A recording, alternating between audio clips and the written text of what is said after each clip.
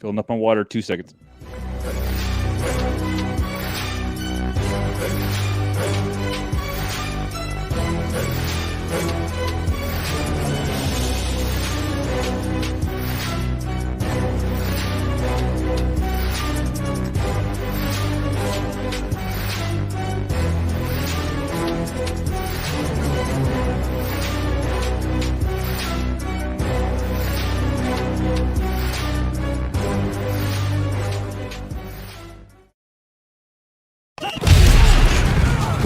Every sports fan has an opinion. Well, these are ours.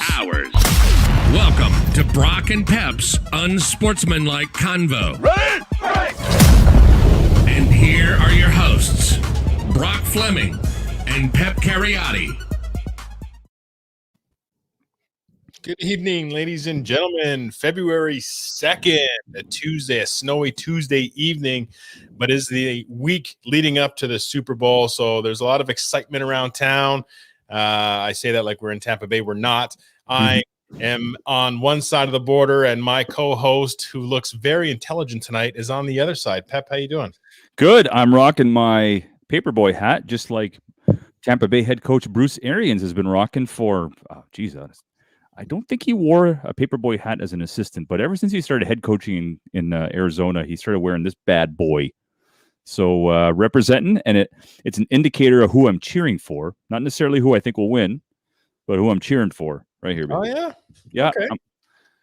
You know why? I didn't know you were going for the Bucs. Yeah, why? Explain to us. I got to tell you, because guys like Tom Brady in their early 40s give hope for the rest of us who want to continue to play sports, even if it's recreation, no matter what it is, if it's golf or, co-ed basketball or men's league basketball or women's league, whatever. It gives you hope that you can continue to do it until you're whatever age. So I like to see he's a bit of an underdog right now. I don't think they're favored. So I kind of like rooting for the underdog, and I don't really have an affiliate with either team other than Byron Leftwich and Bruce Arians. So typically I'll go for the guys who have former Steelers, not Le'Veon Bell. All right. Well, kudos. I hope that, all this is good motivation for you to, maybe follow your sports endeavors and have a team carry you like the Bucs have been carrying Brady. But anyway, we got some intro stuff to kind of do. We wanted to send a real big thank you to the crew from No Holds Barred. There's another show that's on Cap City Beats Sunday evenings at 7:00.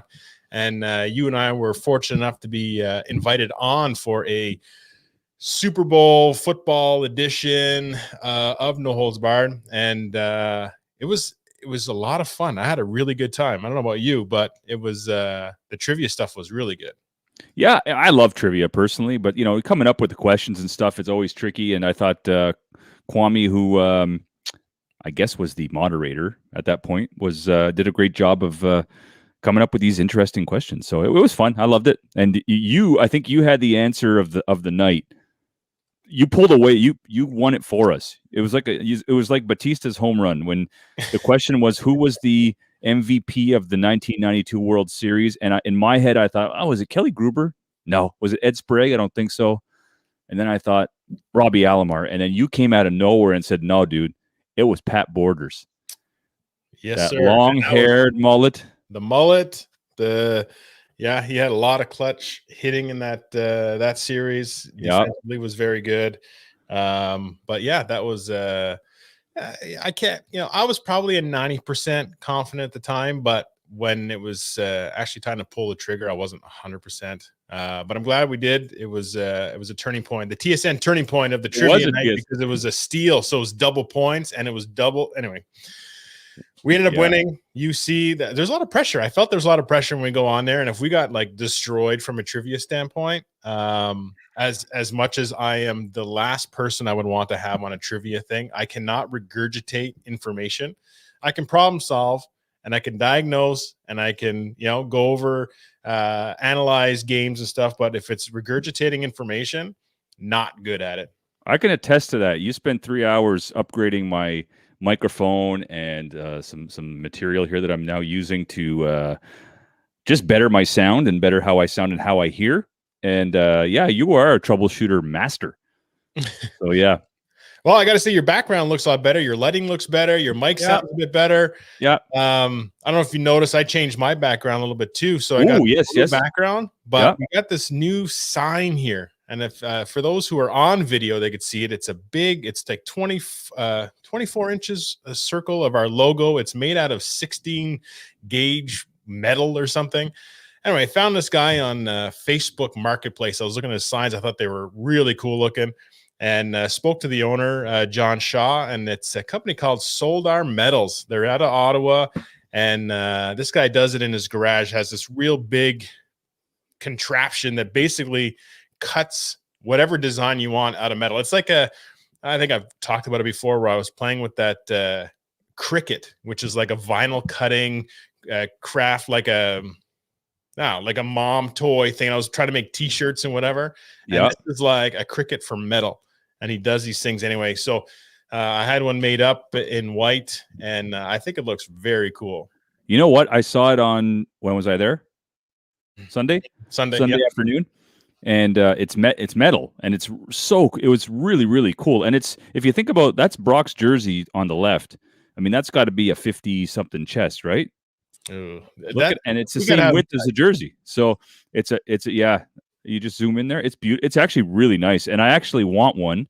I'll have to message Mr. Shaw there and see. You said I believe I have to look up the address, but you had mentioned like southeast. Yeah, so I picked Club, exactly the Hunt Club Bank area. Hunt Club Bank. He does it right out of his home. His garage is all done up. I think him and his father-in-law actually do it. So it was kind of a side gig again, given COVID and different things. This is his profession, was metal and welding and all that kind of stuff. And there's times have really made people sort of shift or look at different opportunities to be creative and to bring in some income. And they both started this company together, invested in a bit of equipment. And it's great for signs like, well, I mean, I'm using it as a backdrop right now in my house, but people with cottages, with businesses, with a bunch of different things where, it can be mounted to something permanently. Very, very well done. Yeah, I'd like when my walls are like a light yellow. So you said he can make them in black. You can make them whatever color you want. Yeah, wow. I'll be in touch, Mr. Shaw. If your partner's looking for one, tell him to send me a message. So I think this is your chance to plug that a little bit and say, I'll be emailing you. I would like one. You sent me his email, so I'll be in contact, Mr. Shaw. Wow, looks good. Brock, we have to pay a bill, so I'll let you handle our sponsor before we get into headlines. All right. Hey, our sponsor continues to be the Ottawa Mortgage Shop, a new and modern experience with access to 40 different lenders. Let them customize the best mortgage solution for you and your specific needs, offering a 5-star service, one client at a time. Shop local with the OttawaMortgageShop.com. Shout out to Eric. I've actually sent a few messages out to people on Facebook who've posted looking for trustworthy mortgage brokers, and I've done my best to send them his way. Again, industry leading mortgage rates. The rates right now are super low. Make sure that you tell them that Brock and Pep sent you, and I promise you, not only will you get the 5-star, you get the 5-star plus service. And if you do end up getting a mortgage with them, let us know, Pep or Brock, and we got a little package for you as well. Right on. Brock, we have some housekeeping to do in the form of headlines. Right. Headlines with Brock and Pep.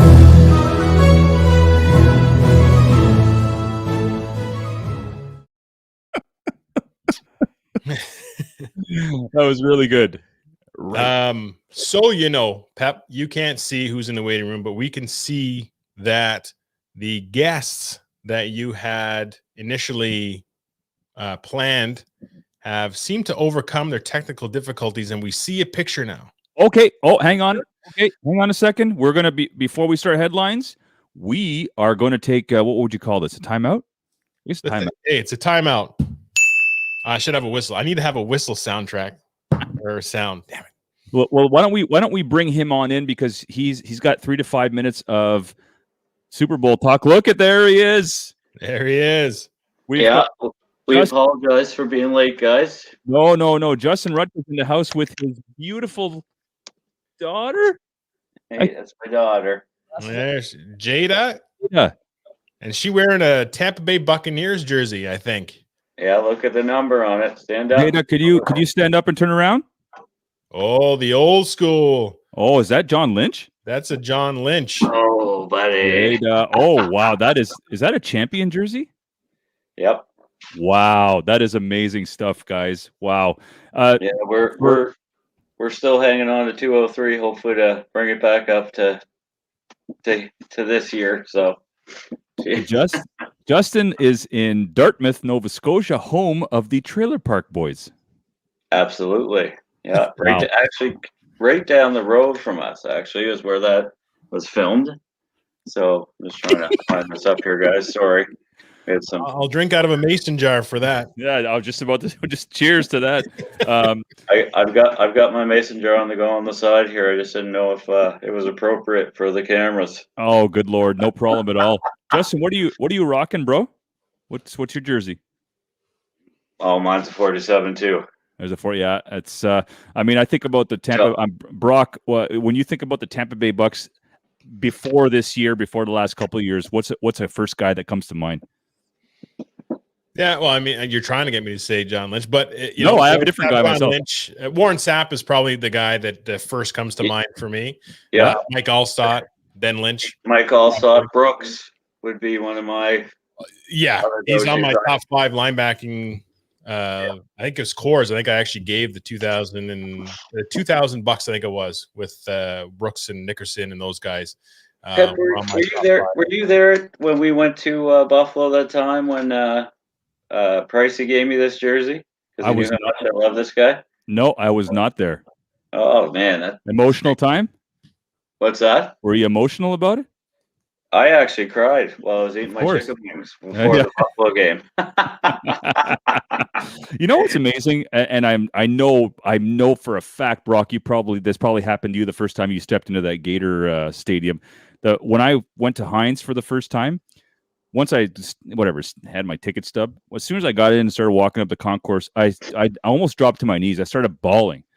All the years of watching them and cheering for them and all that. And I was finally here and taking in all the air and all the scenery and everything. And it was just, I'm sure that was probably how you felt when you got that jersey and just in the moment and all that. And Brock, the first time you've been to the Florida Stadium, Brock? Yeah, of course. It was the first time was a 30th birthday present from my wife. She, I still remember she made a video of what the gift was and played it in the basement of our first house. And it took me a while to put 2 and 2 together, but she had got tickets to see Florida LSU in Florida. It was a certain date. Everything was booked. I overwhelmed. We paid for the ticket for the seats, but I literally didn't sit at all on the seats. And we were there. She was such a trooper too, because the game had got moved from a 3 p.m. to a 7 p.m. prime time because of the situation the teams were in. And we were still down by the stadium at 10 in the morning with one dude who was cooking ribs, starting his thing already, who ended up, calling his friends to say how cool the women in Canada were because she got me this present, brought me down to Florida. Then he says, come back. And he had this massive tailgate party that everybody was paying to be part of. And he had given us free tickets. So free drinks, free food. And all. Anyway, it was amazing.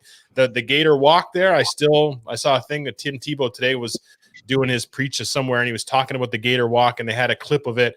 And I actually went back to look because I'm like, what are the odds it would be, there? Because I high-fived Tim Tebow during the walk. And unfortunately, I had the camera instead of Ange, so I never got a picture of it. But I don't think I washed my hand for the rest of the day. Anyway,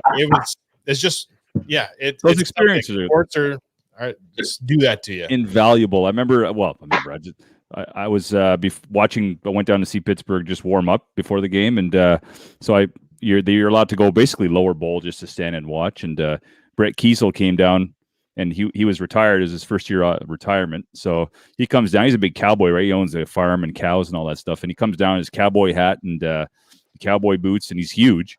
And you don't know how you're going to react, right? You just kind of like, you think you're going to be professional, say, "Oh, Mr. Kiesel, I'm a big fan." And the first thing I did was, "Oh my god, oh my god, oh my god, you're Brett Kiesel," and he looked at me like I was a moron, and he just went howdy, and he just kept walking. I was like, "Oh, my one chance to like actually meet a Steeler," and that's how I reacted. Anyways, speaking of Florida, Justin, in a couple of minutes or less, Tampa Bay, what do they have to do to slow down this juggernaut offense?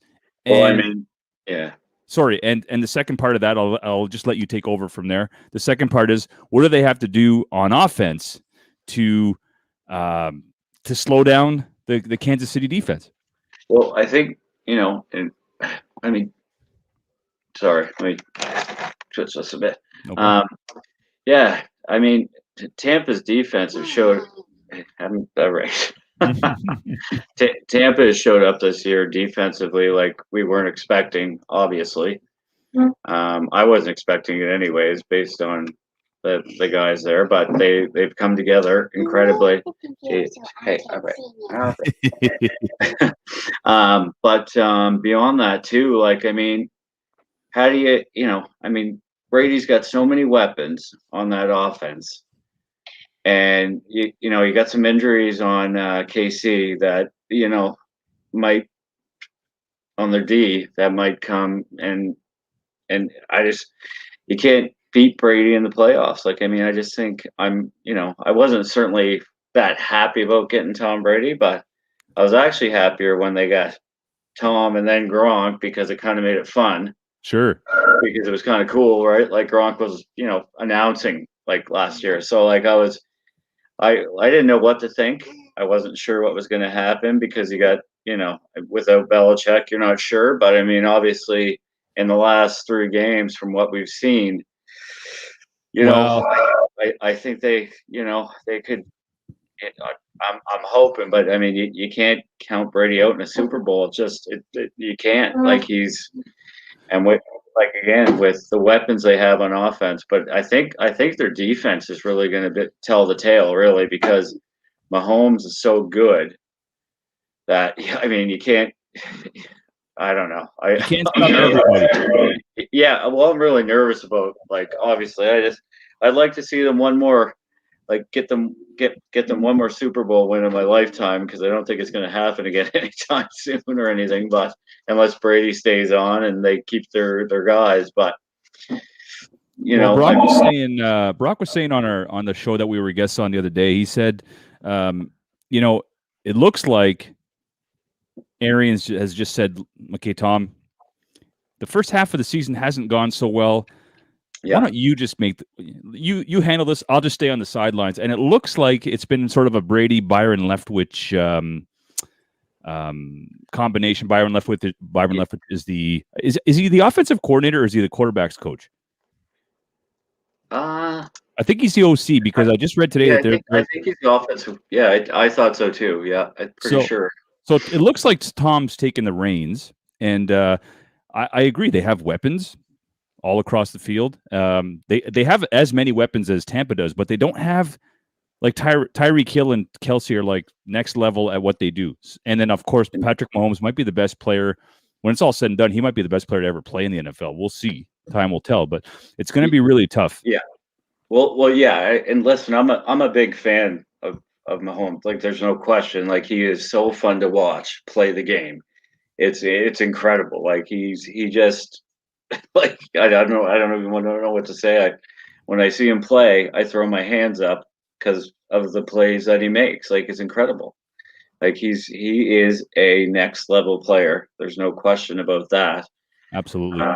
I'd like to see him go far. I like him as a player. I like his commercials with Hamamalo. Yeah. He's all around. He seems to be a decent human being as well. Sometimes we don't find sometimes, and he seems to, he is incredible. There's no question. I just want my Bucks to win. That's all.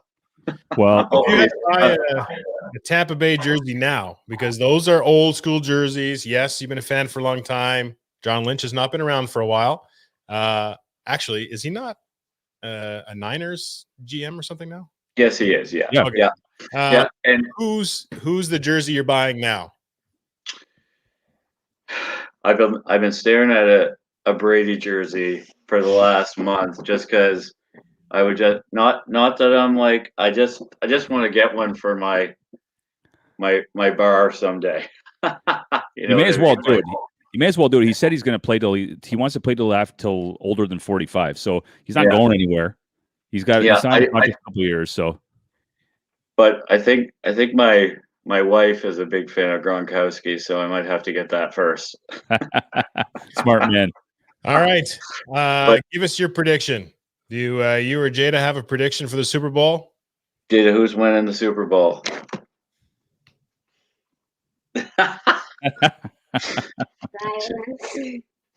I think she thinks the Bucks too. She likes. We were gonna get some bobbleheads out too, besides the flag. And our blanket. We have 2 Tampa blankets for the coaches, so we're You are stacked. loaded. Well, Oh, you got we another got some. 5 days to get them all out and get them set up and ready to go and out of the way of the nachos and wings or whatever you're going to be having. That's the best part of the Super Bowl. So last question, as we got to get moving on to our headlines, but For sure. it is Super Bowl Sunday. There's a lot of things going on. You're picking the Bucks. Perfect. Who's going to win the sit-up competition between Tim Tebow and Ezekiel Elliott on Shaq's party?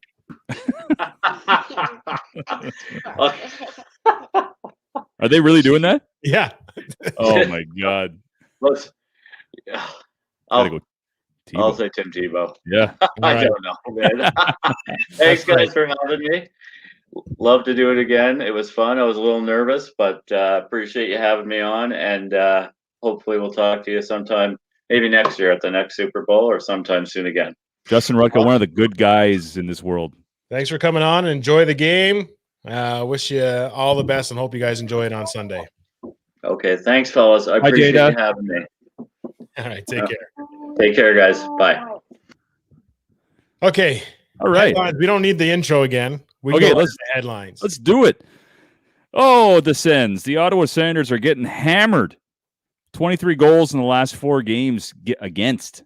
Someone on the UC page, and I get this perspective, wrote, it doesn't matter how many wins they have this year as long as they see progress. Well, this can't be progress. When you're getting hammered like this, your confidence is certainly shaken. Do you want to just see them develop this year? If you were you're a Maple Leafs fan, correct? Like you like the Sens? I like the Sens. Yeah. I grew up a Leaf fan. I also grew up around Leaf fans. And when the Sens were in that run in 2007, the amount of Leaf fans that I knew that were cheering against the Sens and not on it. And I was just like, how do you not enjoy this? Like the city was just all in. And so that kind of pushed me away from the Leafs a little bit, a little bit more towards the Sens. But yeah, I'm all over the place. But no, from a development perspective, a development, yes, I want to see development. Is that all I want to see? No. Does 23 goals in 4 games mean you're developing properly? Not likely. No. What I want to see is some heart, some be in close games. The final season results, your season wins and losses, that's out the window at this point. Like everybody had low expectations for the Sens. That's fine. Be at the end. That's fine. But you got to show effort. Getting your butt kicked every single night is not development. Maybe you don't score many goals because that takes time to gel together and to really have that chemistry to get goals, because it's tough in the NHL to score. Yes. But defense, in my opinion, again, I've never played hockey at a professional level. Well, I've never played organized hockey except for men's league, which I'm kicked out of 3 or 4 leagues for life anyway, That's which another is podcast. not a great time.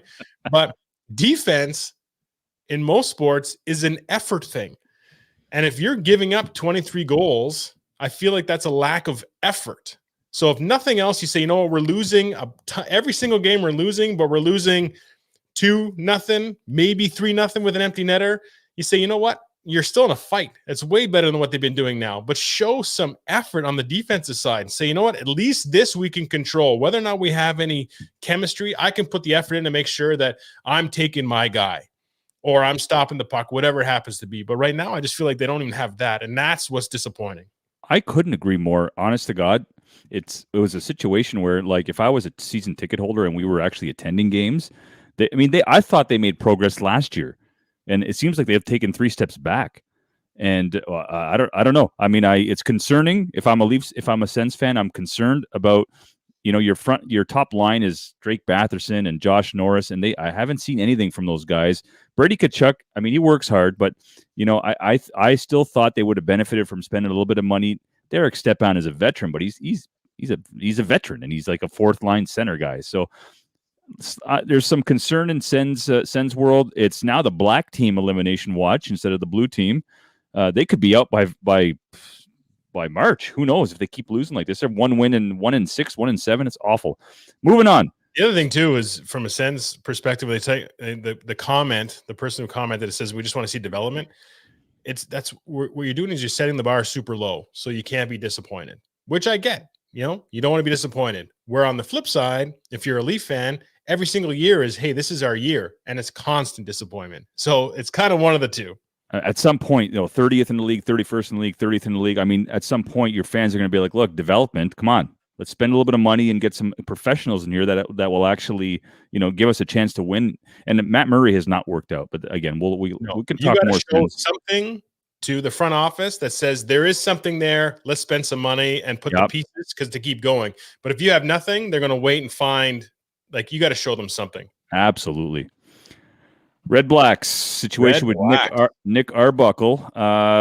Nick Arbuckle was very open about his signing in Ottawa, saying that he wants another shot at the NFL, which is why he took a shorter contract. Obviously, they've lost the season.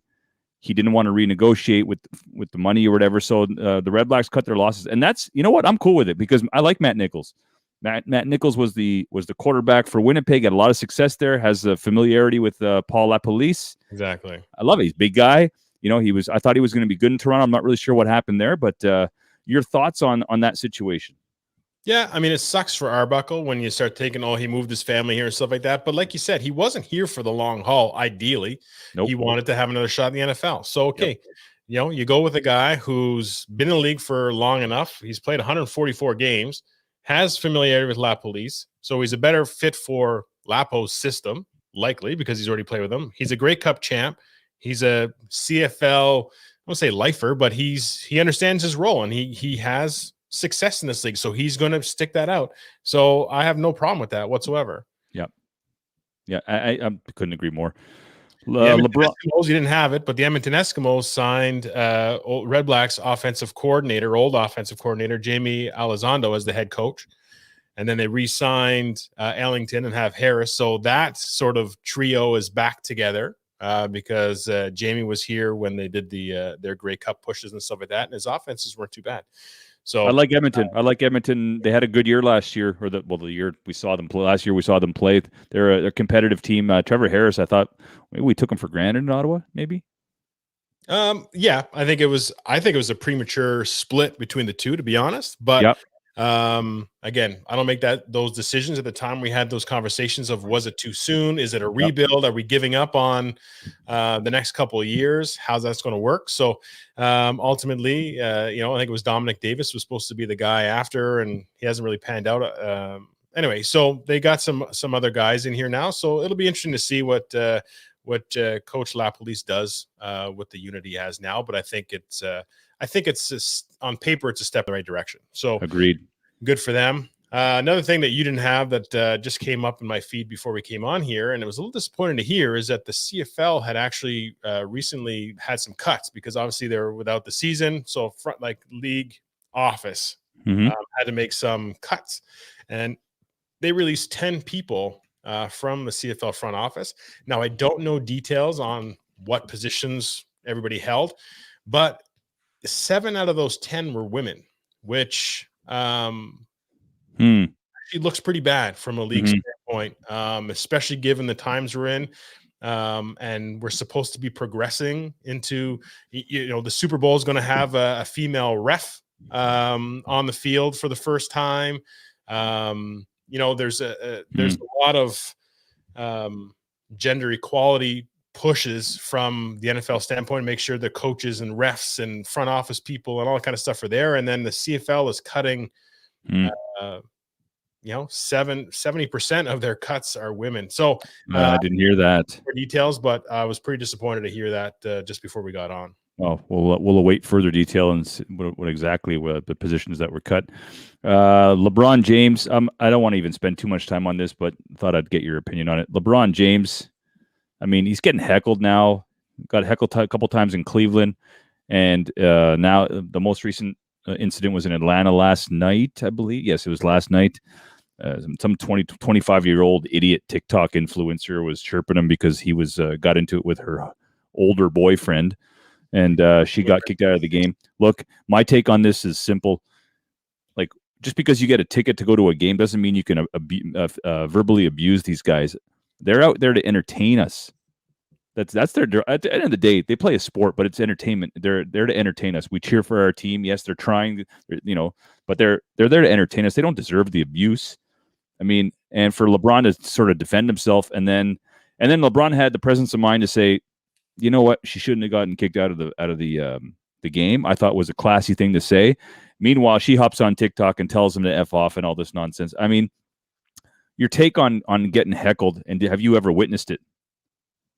Yeah, I mean, I've witnessed it. I've seen different, I've seen different. Well, I mean, I've been heckled to a point, but I've seen, more severe stuff. That's what Peter Worrell is a guy that I went to high school with, who was here with the Hull Olympics.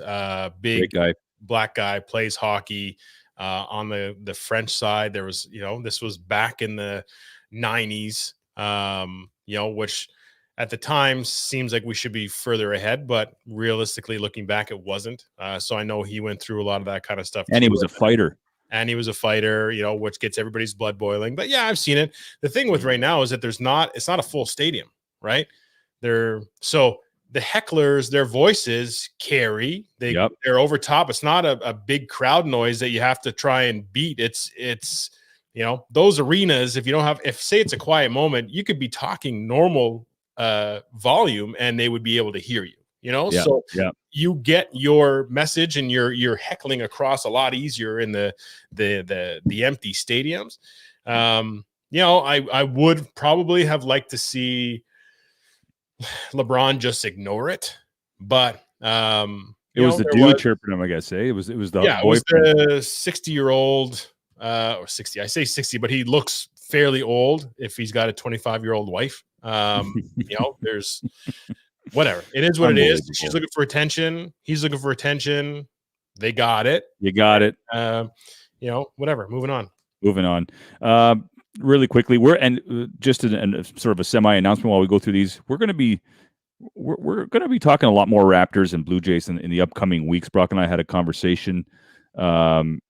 So stay tuned for those shows. We're going to try to have some basketball guests, and of course, one of our executive producers in the production area is a huge Jays fan, and he'll come on and talk Jays too. But I just wanted to touch upon the Raptors. They're officially mediocre, but when I look at the East standings, everybody there's like 7 teams right in the middle who are 9-12, 7-13, like all jumbled up, and some good team. Miami's 7-13. So that was the team that represented the East last year in the finals. So, as bad as the Raptors started off and as mediocre as they've kind of been playing over the last, basically since the season started, they're still in it. They're like a 5-win streak away from being second or third in the East. It's crazy.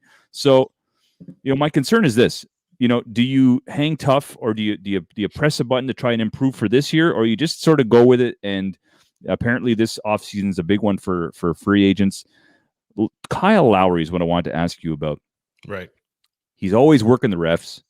He's always pretty much every play he's working the refs. He got a really bad technical foul the other night when they were still in the game. There's 3 seconds left. They were down by 3, and the ref teed him up. So the person shot the free throw, and they got it. So now they're down by 4, and it's mathematically over. That's a whole other podcast. The referee, and it was a female. There was some misogynistic crap that I saw on Facebook about it, and I'm just like, look, he got teed up because he can't shut his mouth. He's starting to represent and influence the young guys like Boucher. Now, if you watch Boucher, every shot he misses, he's turning to the ref and doing the same kind of stuff. So, is it time for one of the coaches to sit Lowry down and say, "Hey, listen, now you're the true elder statesman. They're following your lead." Yeah, I would hope that Lowry, he's been around long enough that he can look at himself and say, "Oh," or if you start seeing Boucher start acting that way, then it's like, "Oh, hold on a second, like he's getting it because I'm doing that." You know what I mean? Like you understand it. So, but if he's like pushing it and saying it and supporting it from a Boucher standpoint, then coaches, it just might take Nurse saying, "Hey, Lowry, I know it's frustrating, I know it's whatever, but the long-term goal here is to make sure that we get these young kids up and act professionally and properly. Let's just play." You know what I mean? Like let's calm that down a little bit. I mean, in your discussion, you said, is it time to deal Lowry or whatever? I don't know. It's a tough I think question. I mean, Freddie needs to take a bit more of a role, but until Lowry's gone, it's not going to be his team. But the way Freddie conducts himself, I appreciate, and I think eventually he'll be the leader, sort of locker room leader within that group. But until Lowry's gone, that's not going to happen. Now, with this year, and you say talking about riding it out and say, "Oh, maybe we squeak into the playoffs or whatever." I'm wondering how that changes the mindset of front office when this season, like they're not even salvageable home games. So it's not like, hey, we get into playoffs, that's extra money, that's extra this excitement, whatever. It's really one of those like, what's the point from an organization? We're not getting any more money, and they're probably losing money if they got to pay for facilities they're using in Tampa or whoever that works. It just can't be. It's just got to be weird. So it's almost like you don't want to do anything drastic unless you're trying to make that push, like Brooklyn's trying to do. By making a blockbuster trade and say, we got a couple of key guys this third, and maybe we'll be able to snag this championship this year. That's one thing. Otherwise, it's like, let's just navigate this 2021 season, and hopefully fans are back and things get kind of back to normal, and we can adjust when that happens. But yeah, I think that's exactly what they're going to do. I don't think you'll see any big deals coming out of Toronto. We are pressed for time. I'm gonna sort of condense the last 2 points together. Oakland A's organization is out. Some players anonymously said, now we feel lost. We've lost our captain, Marcus Semien, who recently signed a 1-year deal with the Jays for $18 million. I mean, great. Is he a great bat? Yeah, 270 hitter. He had 1 year where he hit 39 homers, but he is the absolute leader was the absolute leader on the field, the infield specifically for the Oakland A's, and the Jays understood that. The Jays, really, if they were missing two things last year, it was leadership on the defensive end, in the field and in the infield. And they've addressed those two needs. Not only have they addressed them, but George Springer was the guy to sign this offseason. So I'm super excited. Marcus Semien, I'm just excited about it. I'm excited about it. I did want to mention one thing. They released the list of top third basemen across the league, and I was surprised to see Josh Donaldson at 8th overall, still hanging tough at third. Did the Jays maybe give up on him too soon, or was he asking for too much money? He'd be a nice fit right now at third for the Jays. Yeah, I was sad to see him go. I would have liked to. Me too. He was, one of the more entertaining players. Again, he was one of the last players from that group that really took Jays fans in Canada for a ride. And I mean, Mike can attest to it. We took road trips down there, catch a few games here and there, and in the playoffs, and Estrada pitching and Donaldson. Anyway, that was a very, very exciting time to be a Jays fan, and he was a very big part of that excitement. Was it too soon? I don't know. When you say you're surprised that he's 8th, are you surprised that he's still at 8th, or that he's fallen to 8th? No, I'm surprised he's that high, actually, considering considering like he was He left Toronto. They weren't sure if his back can keep up and all that. And he was injury prone and stuff. Injury prone, exactly. But yeah, but hey, he's still up there. Yeah, he sure is. So anyway, that's it for headlines. We have to pay some more bills. So Brock, if you want to have our sponsor come up there again. All right. Well, again, our sponsor is the Ottawa Mortgage Shop.com. Nice logo. It is a pretty good logo. I like that. Again, Eric is the guy to call. His number 613-899-5131. Eric Fabian is the guy you need to call if you are looking to refinance, if you're looking to buy your first home, to buy an investment property, to whatever you want. The mortgage rates right now are at an all-time low, and take advantage of it. I've looked into it. I'm still looking into it because there's got to be a way for me to save money by getting those lower rates, and I'll be giving them a call. But look them up, ottawamortgageshop.com, or give them a call and ensure that you tell them that Brock and Pep sent you, and you'll get the best service around. It is a smoking hot market. It is. Angie's got cottages, looking for things that I think just people are just looking for things to do. Wild, eh? Well, he's the man. He's the man. Super Bowl is coming up. Pretty pumped about it.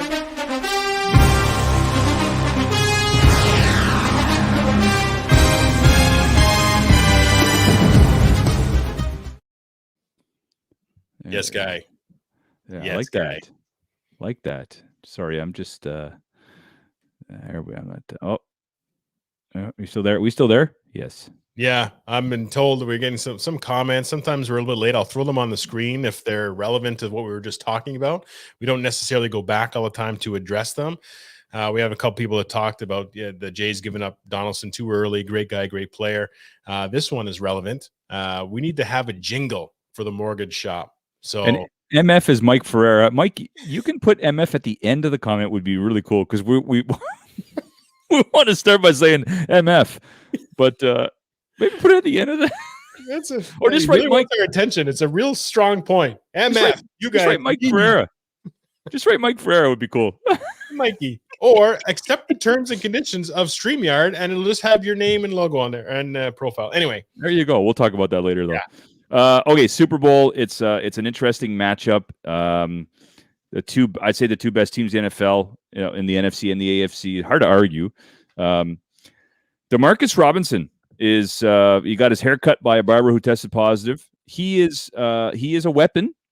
Looks like he will play. He's tested negative, and if he tests negative again, he'll be eligible to play. But in doing so, he's unable to practice. At this point, I don't know. At this point, how important is practice? At this point, they know the playbook inside and out. It'll only be something that might be added this week as wrinkles against Tampa Bay. But in the meantime, Kansas City's planning to play without him because if he tests positive, then he's out of the lineup anyway. So they're going to probably take all the steps it would be without him. As it is, Pringle and Hardman can fill his role. These aren't Hill, Kelsey, or Mahomes. So I think they'll be just fine. Although Marcus Robinson is a Gator, so I'm hoping he plays so he can be an impact. Yep. And, they have just a ton of weapons, though, like you said, right? Pringle and Hardman and just insanity. So it's a little bit of our UC production team is making some jokes in our private chat here. It's getting us off our game. All right. Kansas City, offense and defense. Let's start with the offense. What do they need to do offensively? It sounds like a silly question because they do everything, but what do they need to specifically to beat Tampa Bay? Well, we talked about this a little bit on No Holds Bar there on Sunday, but they need to slow down Tampa Bay's pass rush, which has evolved in the last few weeks as being fairly elite with Pierre-Paul and Shaq Barrett combining for 5, I think, against Green Bay. And the way they do that is to continue their creativity on offense. So a lot of misdirection, a lot of, again, creativity, short passes, screen passes, bubble screens, all that kind of stuff keeps them at bay. And the reason KC needs to do that because they're also going to be facing this pass rush without their best lineman in Fisher is out. So Reimers is going to be in a left tackle. They need to make sure that they're not throwing him to the wolves and expecting him to hold the fort the whole time. That's just not fair. But Andy Reid and Bieniemy are fantastic at that. So it's just kind of keep doing what you're doing. But there'll be a lot more emphasis probably on getting the ball out a lot quicker. That's what I have for offense really for Kansas City. There's not really a whole lot they need to do differently. They just got being what they're doing on the field. They keep being the Chiefs. Think about that for a second. All they have to do is do what they do. You know, when we see these Super Bowl matchups, usually it's like, well, this team kind of has to do this to beat that defense. Not with Kansas City. Just do what you do, and you should be fine. So, limit your mistakes, which I don't think they turned the ball over very much. It's a wild situation there. But defensively, what are the keys to success for Kansas City? For KC, you got to stop the run game. I also think, on the flip side, that's a thing for Tampa Bay they need to do is establish a run game. But Fournette has emerged as a guy who can really make some plays when he gets going. And I think he's benefited a lot from being on a team that has a lot of other big name players on it that takes the attention away from him. He doesn't have to be the guy that carries the Jacksonville team to a win or a loss. He's just got to do what he does when he gets the ball, when he's called upon. And he's done that fairly well and had a great run against Green Bay. That whole Pro Football Focus, I think, that does like all the stats, like crazy stats. Yeah. He had got the ball. He hit the initial hole. And at that point, his likelihood of scoring a touchdown was 0.4%. And then eventually, he bounces out, does a spin move that's straight from the video game, hurdles some guy and dives in the end zone. So again, a Fournette and his running game could be very influential in there. But anyway, KC's got to stop the runs. They got to get pressure up the middle. So stop the run, but if you get pressure up the middle in Tom's face and make him go either left or right, that's where he starts to struggle and balls start to get thrown sort of all over the place. That's the biggest thing. And the other thing is Steve Spagnuolo, who's the defensive coordinator for Kansas City Chiefs, who was the defensive coordinator for the Giants back when they beat Tom Brady a few times, is just be you. Steve be Steve. Do you. Yeah. You know him better than anybody. Yep. The system that Brady's running right now is eerily similar to the Patriots offense that he has. He's got arguably more weapons, though. Yep. But you've done it before, make sure that you bring your A game, but it's stacked against Tom Brady at this point, in my opinion.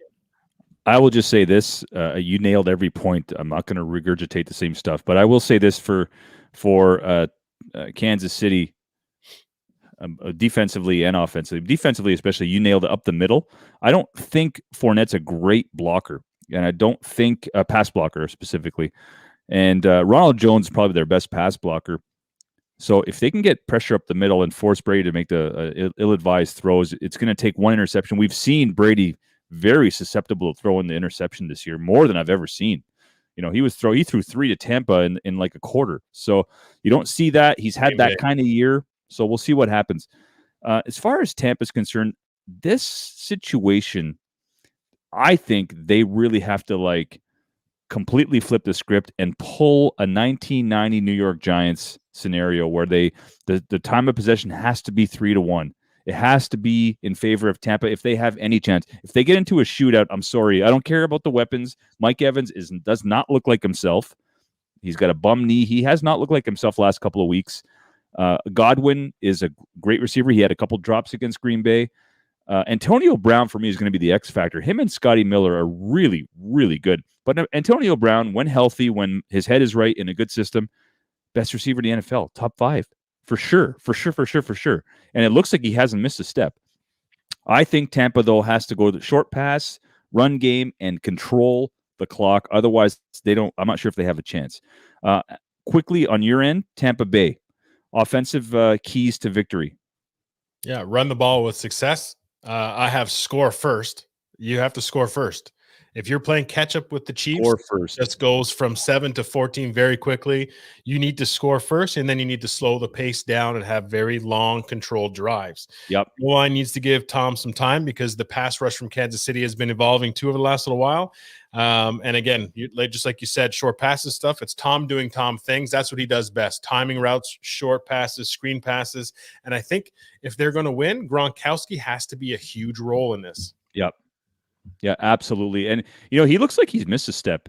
He doesn't look like the same Gronk, and I don't know if it's just maybe the father time's caught up with him, if it's injury, but he definitely doesn't look like the same monster. Now, again, they haven't used him as much as they were using him in New England, but we'll see what happens there. Defensively, this is I think this is the whole ball game here. What is Tampa? What can they do to slow Kansas City down? If they even can? Now, you already mentioned the outside pass rush and the limiting, those two offensive linemen that are hurt. Right. There is Fisher, who's going to have Remmers as his replacement, but Steven Wisniewski is also playing guard for another injury that they had a couple weeks ago. So there's issues there. Tardif, I think, got hurt as well. Yeah, right guard. So what does Tampa Bay have to do to stop some of the weapons that Kansas City can roll out there? It's not even weapons. It's like, do I want to get burnt by this weapon or another weapon? Yep. So you know what? I want the least damaging one to say, you know what? That's what we're going to live with. Somebody's got a water gun. You can shoot me with the water gun all you want, but I'm going to take the other one away. And that's Kelsey or Hill, in my opinion. So as the Bills had seen, those two were basically unstoppable, but Tampa Bay needs to not think of the whole strategy. They got to say, you know what? I think they need to spy Kelsey. They got a couple of good backers. That white guy is a stud. You say, you know what? I'm going to make sure that he stays on Kelsey. Or a good 90% of the time, if he's not blitzing, he's in that area and they're watching Kelsey so that he's not just the check down receiver that he was with against Buffalo the whole single time. You have somebody watching him. Say, I'm taking that comfort zone away from Mahomes. Yep. And then on the same side as with Hill is you need to have safety help that is dedicated to Hill to make sure whoever's got him can play a little bit more aggressive. But if he gets behind him, he has safety help every single time. After that, you say, you know what? If you're going to win the Super Bowl by passing it to Pringle and Hardman and running the ball, if Le'Veon Bell's there, whoever, it just is what it is. Yeah. They have too many that we cannot handle, but these two are not going to be going off for 150, 200 yards on us and making us look like idiots. We're taking them away. We know they're the biggest threat. That's what we're taking away. I think that's the biggest thing. Tampa Bay needs to win the third down battle. If you get Kansas City on third and anything 4 and over, you need to get them off the field. You cannot continue to give them chances. You need to be aggressive, take some chances, maybe be unorthodox with your blitz because it may not be sound, but what it's going to do is going to give Mahomes a second to have to think and say, where is the open guy? If it's not here, like, what are they doing? This doesn't make any sense, and not have time to find it. You got to take some chances and you got to try and create some turnovers. You got to win the turnover battle if you're going to have any chance of winning this game. That include, that's interceptions, which are going to be very hard to come by, forcing fumbles, punch those balls out. You know what I mean? And get the ball. Like, you just cannot afford to give Kansas City the ball and just try and keep up with them. So, I mean, everything, in my opinion, is slanted towards Kansas City. The one thing that Tampa Bay has is Tom Brady. And I'm not saying it's Tom Brady because of what he's done in the past and he's this elite quarterback and whatever, because he's not anymore. But what he does is he creates a locker room of belief of a bunch of guys who, aside from Gronk and maybe a couple others, have not been in the Super Bowl. And they have the belief now that they're in it because Tom Brady's there. Tom Brady is the winningest quarterback ever. If you believe and the whole team believes and gets in there, like, anything can happen. And I think that's the strongest thing that Tampa Bay has right now is that I think that locker room is excited and they believe that they have a chance to win this game. Yeah, I wish I could disagree with you more, but I agree with you. And it's one of those things where I actually think Tom is playing at a relatively high level the last couple weeks. 2 of his 3 interceptions last week were not his fault. I mean, he threw a ball to Mike Evans that was right on the money. And I don't think Tampa's just used to we got Mike Ferreira. Tampa Bay is bringing a knife to a gunfight. It's Mikey. Is my well, you know what? That's a good Mike. That's a good point. It's a good point. I don't know. I think I saw one bad interception last week, but I did see 2 of them. Just Mike Evans make a bad read on a great throw, and there's again no training camp. They're still figuring out. Evans missed some games to injury, so we'll see. We'll see what happens. They've had some practice time now, so I'm excited. Mahomes is going to give you opportunities to pick the ball off. I mean, I can't tell you how many times he rolls out to one side or the other and throws across the field. He's going to give you 1 or 2 of those a game. So you got to stay sound from a secondary standpoint. Yeah, you have to stay sound. Just because he's over to the right doesn't mean you start cheating over. Like right. You got to know. They have to have an understanding of where his radius to throw the ball is, and his is a lot bigger than every other normal human being. Absolutely. And Mike in our booth there brought up a really good point that Tampa Bay was, and he's a Green Bay fan, so he would know, was very good on 3rd down conversions in their game against Green Bay. And that is definitely a key for the Tampa Bay offense, is that you need to win that 3rd down battle. As much as their defense needs to hold Kansas City off and get off after 3rd down, Tampa Bay's offense needs to continue those drives after 3rd down. They got to win that 3rd down battle. How many times in New England do we see that 3rd and 4, 3rd and 3, 3rd and 1, and they run to the line, run the ball, 1st down, run to the line, and he knows what he's doing. And if he does have the reins to this offense, like it looks like he has the last few weeks, I give him a puncher's chance. By the old vet. So it's one game. It's one game that determines the championship. So it should be good. Just a yes or no, Brock. Should Brady retire if he wins? Opportunity to win on top. I don't think so. I think if he wanted to go out on top, he would have retired already. Like if that was the only thing he was sticking around for, I think now he's just a matter of he's trying to basically break. I don't know. He must be setting up his workout and eating regime infomercial afterwards, because there's nothing that sells better than to say I'm a Super Bowl champ as a quarterback at 43 and I'm still playing at 45 or 46 or 47, whatever it happens to be. Yeah. His empire for his workout routine and elastic bands and whatever it happens to be is going to be through the roof. I don't think he does. Yeah, he's flat out said he wants to come back. So I think he will have the keys to the Cadillac for as long as he wants. I was going to ask you, if the Chiefs lose, will they roll it back and stay status quo next year? I mean, it's kind of a dumb question. 15-1, they're awesome. A juggernaut. They'll bring everybody back. Okay, your prediction. Chip on their shoulder. The Chiefs with a chip on their shoulder. Imagine that. Rat, no kidding, eh? Okay, prediction. Who do you think wins? What's the score, and who's the game MVP? I got the Chiefs 38, Tampa Bay 24. Okay. I got the MVP. It's hard. It's a hard decision to make. So, but I have I put Travis Kelce. But ultimately, anytime it's a tight end, receiver, whatever, generally that means the quarterback's having a really good game. So, it's probably Mahomes, but I'm thinking Kelce probably has a real big game in this one. I've been flip-flopping in my head, Brock, all week. I think the last time we were on the show on Sunday on No Holds Barred, I think I went with KC. Now I'm back on the Bucs wagon. I think it's going to be 31-28. It's going to be a field goal to win it.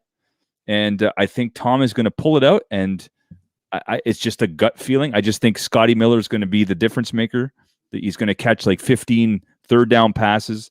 Antonio Brown is also kind of a 1-1A, but I think Scotty Miller wins the MVP. And I think the Bucs pull this one out 31-28. Come on. Oh, no, come on. I thought you were going to give me the air horn. I thought about it, but maybe you're right. I mean, I would like to know, or if that happens, then I want to know what the Chiefs messed up throughout that game to get them to that point. That's the only thing. I could never come up with a scenario that there was enough that went bad for Kansas City not to not to win. But if Tampa Bay does win, my difference makers for them, I have Fournette and Gronk. I think if they win, Fournette's going to have a huge game. I think Gronk is going to be the de facto beneficiary from the passing game. And maybe he's just saving himself up so he didn't get hurt and wasn't missing any time. And just like, you know what, let's just get through this season. And then the Super Bowl is where he kind of comes through. But I think those are the two difference makers from Tampa Bay standpoint if they happen to win. Yeah, that sounds about right. I mean, I'm it's going to be hard to I think it'll be a good game, and we'll talk about it. I still have to pour ketchup on your brother for the Buffalo Bills bet that we had on live radio. So Curtis, if you're still listening, I'm going to raid a Costco and stock up on. You prefer Heinz or French's, bro? What do you want? Should we bring Curtis on to discuss this real quick? We got 30 if he's seconds still here. around. If he's still around. We're getting the no. We're getting the no. Oh, no, I didn't forget, Pally. Listen, B, I was so excited about our top 5 and the quiz questions. So we got to do some overtime because I'm pumped for this top 5. So okay, we got to start top 5? Let's do top 5. Top 5.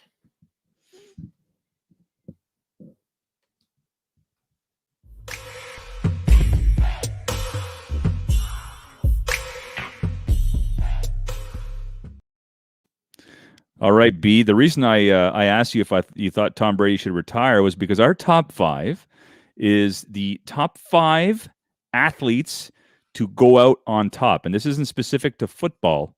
This is the top 5 athletes to go out on top. Brock, the floor is yours. I want to hear your top 5 athletes to end their careers out on top. The list. I was surprised at how many guys actually did that. So was I.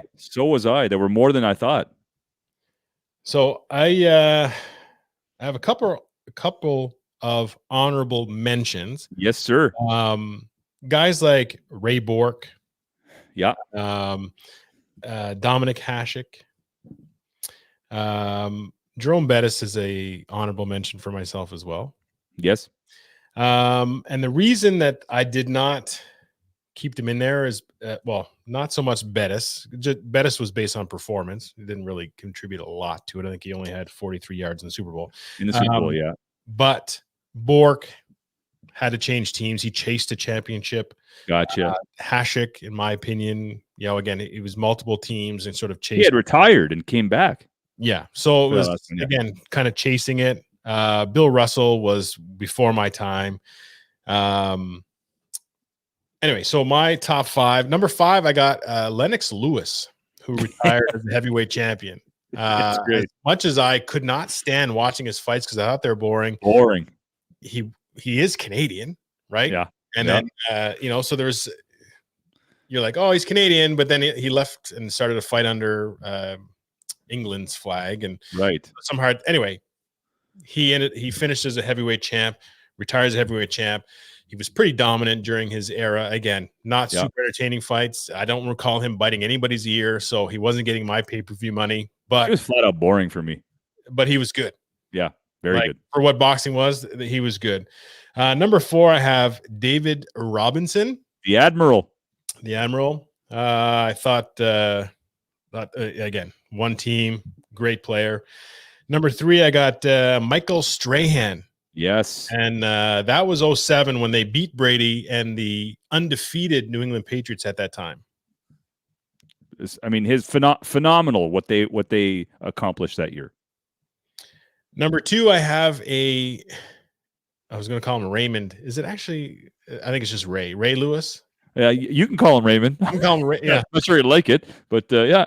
Hey, Raymond Lewis. Oh, Ray. Little Ray, who's become very likable. I gotta tell you, for a guy who played for the Ravens, my arch enemy, and considering I'm a Steeler fan, he's actually quite likable off the field now. Like I actually really like listening to him talk. Yeah, and he went through some, a dark time there for a while with a couple of things, and but he seemed to pull himself out. I don't know any of the story there. I'd love to have more of a documentary or something on that, but he's my number 2. 1, again, he was a Raven for life. He also pre-announced it, was like, you know what, this is my last playoff run.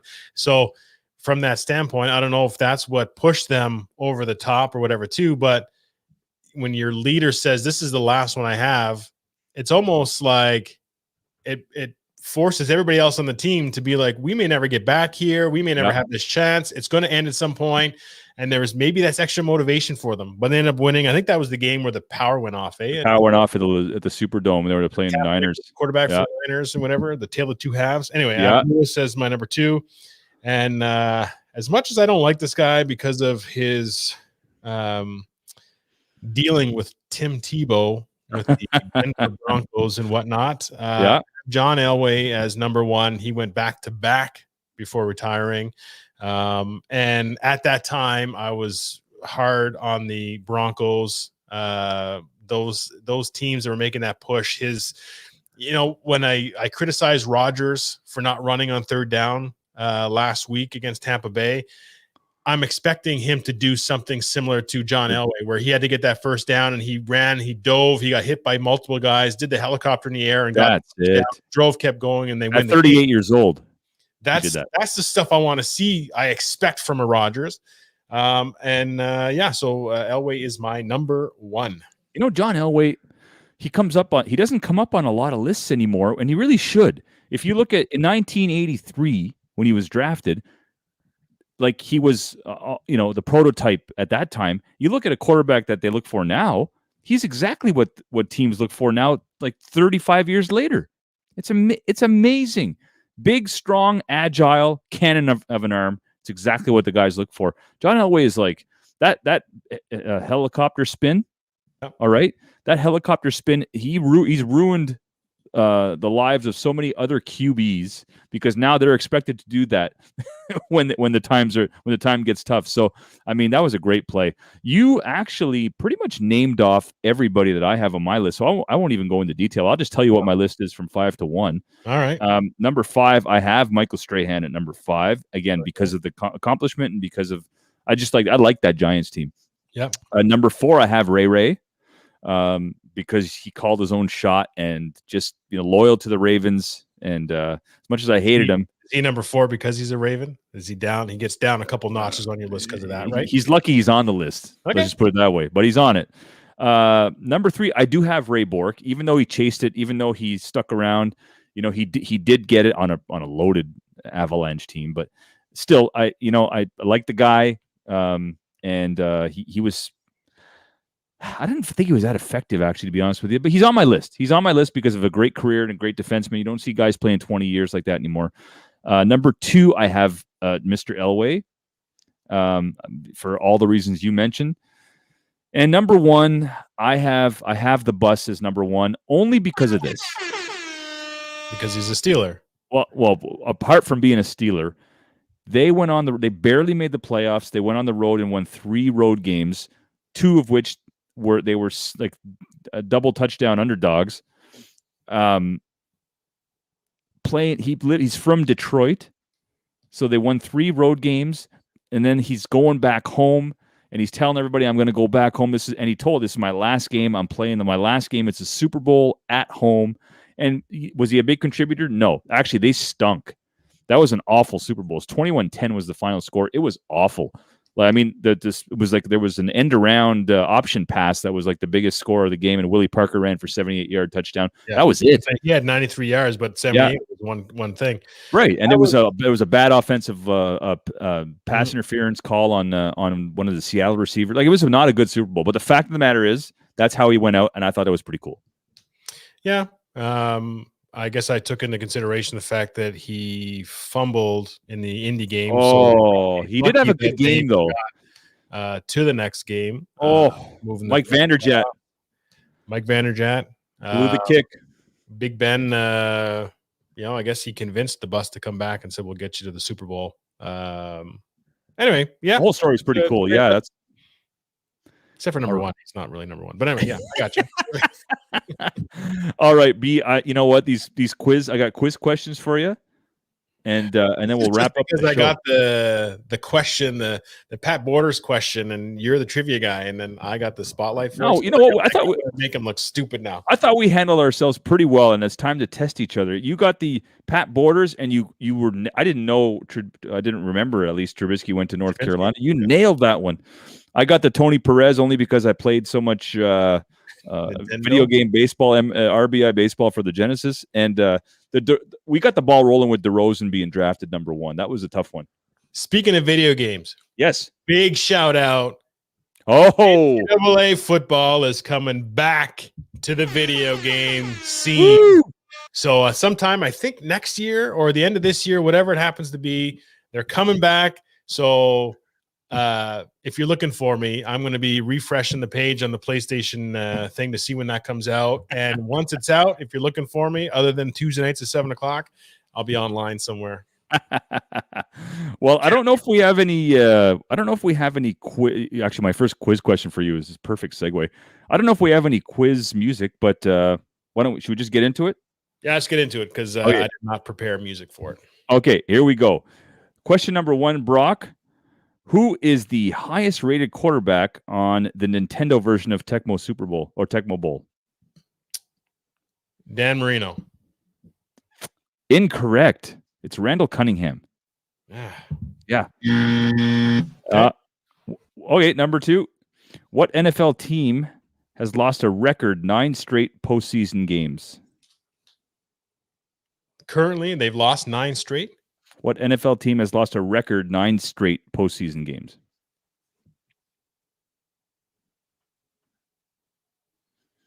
Who's made the playoffs? I'll give you a hint. We talked about it on the No Holds Barred. It was brought up. Not in a link. I don't know. I'm going to say the Rams. The Detroit Lions. Lions. The Detroit Lions. All right. Okay. No big deal. Here we go. We got plenty. It's all football, so you're going to get one of these for sure. All right. Name 2 of the 5 players who are tied for the most Pro Bowl selections at 14. Just 2 of them. There's 5 of them. Tom Brady. Yep.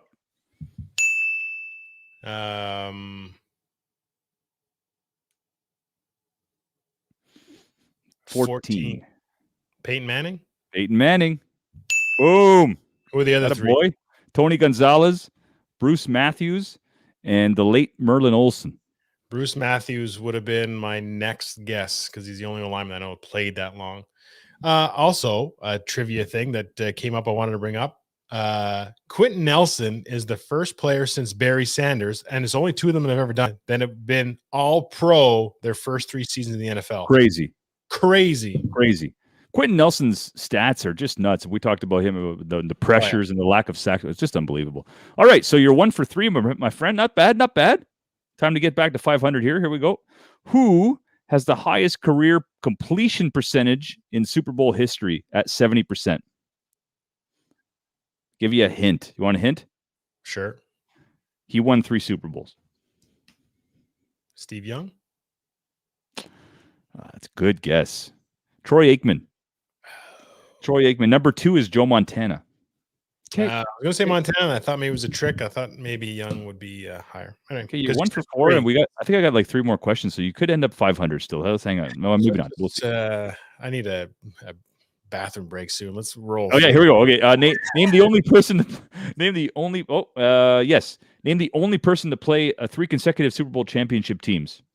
3 consecutive. To play on or to play? Name the only person to play on 3 consecutive Super Bowl championship teams. 3 consecutive Super Bowl championship teams. He played with Deion Sanders. It's a toughie.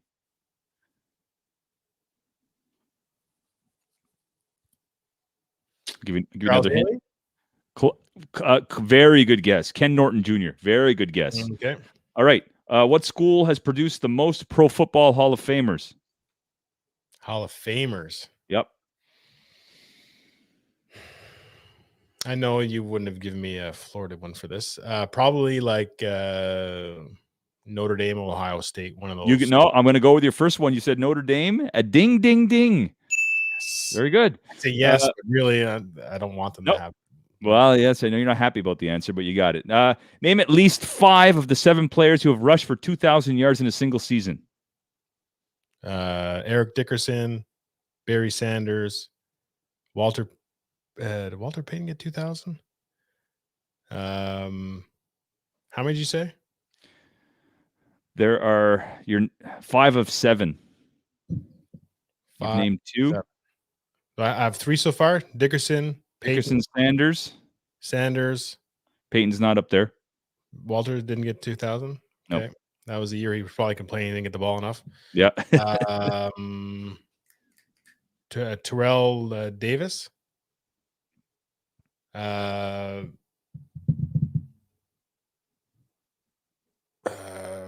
Marshall Faulk. One more. And I'm looking at you to be like, am I right? Did I get that? You got to name the 5, bro.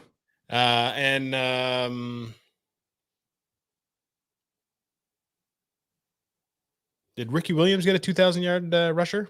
He did not. Bo Jackson? He did not. Jim Brown? He did not. Somebody more recently. I don't know. I think I'm one short. You've great job. Eric Dickerson, Adrian Peterson. Eric Henry. Yeah. Eric Dickerson, Adrian Peterson, Jamal Lewis, Barry Sanders. Saunders? What am I talking about? Terrell Davis, Chris Johnson, OJ Simpson, and Derrick Henry. Derrick Henry. So Derrick Henry's my 5th. OJ I missed. OJ. I'm going to give you marks. For it. You got it. Last question. Last question. Sorry, right. Last question. All right. Who had the better record as an NFL coach, Steve Spurrier or Nick Saban? I think Nick Saban. You think correct. He was 15-17, and Spurrier was 12-20. So congratulations. Is that it? We're good? That's it, Pally. That was a tough one. It wasn't easy, yeah. All right. When you're holding stuff in too at the same time. All right. Do we have anything left to go out to? I think that's all we got for today. Yeah, man. Been watching a show called The Goldbergs. It's all about family in the 80s, and the music and stuff from there is phenomenal. The nostalgia for video games and everything. And Guns N' Roses were on at one point. We're going out to this. This is what brings me back to every football game ever I've played. You always listen to this somewhere in the locker room. Oh my God. Coming up. Make sure you get your snacks out. Make sure you cheer for your team. Watch it. Watch all the pregame hype.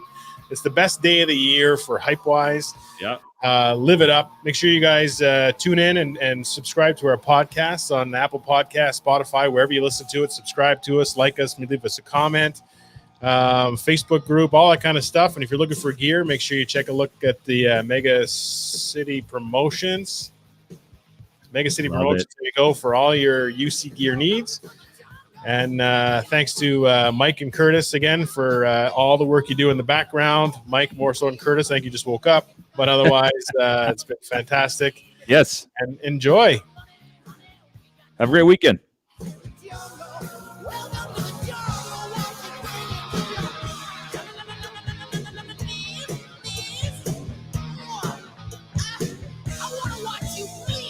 Welcome to the jungle.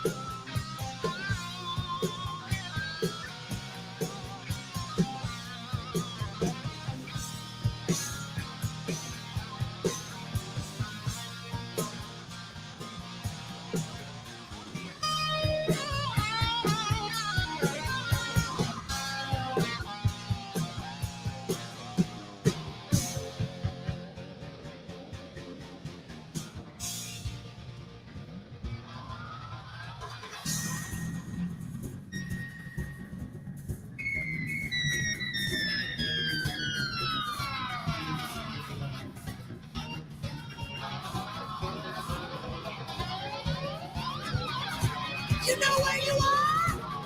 You're in the jungle, baby. You're gonna die. In the jungle.